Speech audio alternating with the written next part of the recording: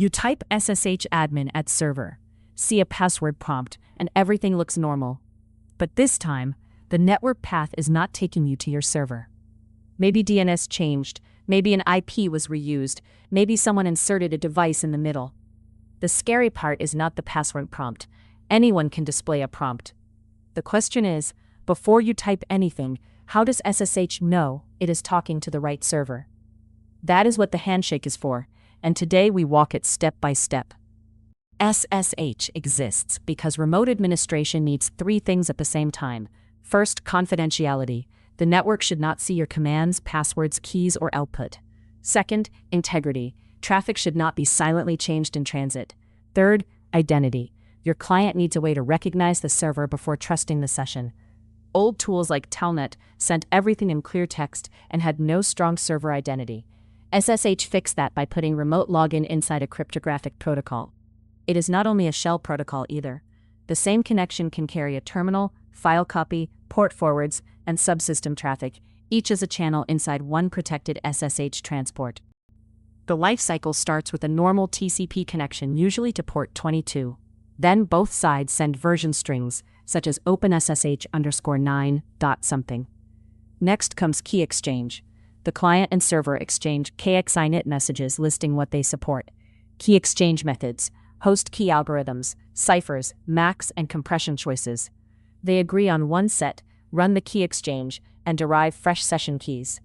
During that exchange, the server signs data with its host key. That signature proves the server owns the private host key, matching the public key your client knows. Once keys are installed, encryption and integrity protection start. Only then does user authentication happen. Password, public key, keyboard interactive, or other methods, all inside the encrypted tunnel. Use the card as a safe local inspection pattern. The first line, SSH-VVV localhost, asks OpenSSH for maximum client debug output. You will see version exchange, KXINIT proposals, the chosen key exchange, the selected cipher, and then authentication attempts. The second line searches your known hosts file for the saved key for localhost, including hashed entries. The third line fetches public host keys from the server and prints them. It does not prove trust by itself. The last line forces strict checking. With StrictHostKeyChecking set to yes, OpenSSH refuses unknown or changed host keys instead of asking casually. That is useful for automation, where prompting is the enemy of predictable security. Picture a new Linux VM you own.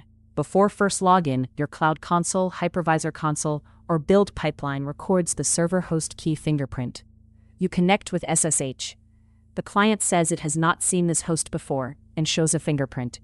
You compare that fingerprint to the out-of-band source. If it matches, accepting it writes the host public key into your user known hosts file. From then on, the name or address is tied to that key. Next week, if the VM is rebuilt without preserving host keys, OpenSSH warns that the remote host identification changed. That warning is not noise.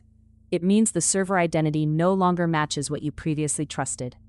The first mistake is training yourself to type yes at every first connect prompt. That defeats the server identity check. The second is deleting known hosts whenever you see a warning. Sometimes the warning is expected, such as a lab rebuild. Sometimes it is the exact protection doing its job. Verify first, then remove or update a specific entry. Third, remember that IP addresses are weak names in dynamic environments. Reused addresses can point to different machines. Finally, do not confuse host keys with user keys. A host key identifies the server to the client. A user public key, listed in authorized keys, identifies a user to the server. Different direction, different files, different risk. This episode sits under everything else in the foundations tier. Tomorrow, when we talk about SSH keys, we are mostly talking about user authentication, which happens after the transport is already encrypted. When we edit client config, host key policy becomes a real operational choice. When we cover agents, forwarding, multiplexing, and jump hosts, those features all ride over this same connection model. On the defense side, logs make more sense once you know the order: TCP connection, T-exchange, service request, authentication, then session or subsystem. If login fails, the encrypted transport may still have succeeded. That distinction matters during troubleshooting and incident review. Here is a 5-minute task on a machine or VM you administer. You need an SSH server listening locally. If localhost does not run SSHD, use a test VM hostname you control.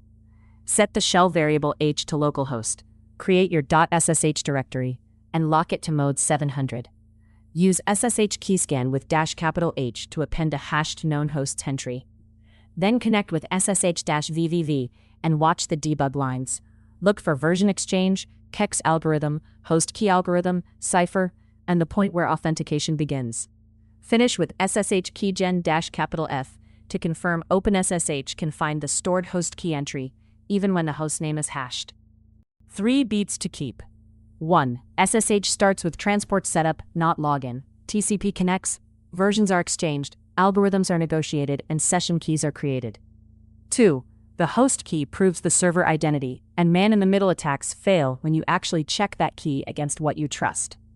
3. Encryption starts before authentication, so passwords and public key authentication run inside the protected tunnel. Tomorrow we separate host keys from user keys and build the mental model you need for key-based login. New SSH Mastery episode daily on this channel, plus the daily ranked CVE brief for administrators and defenders.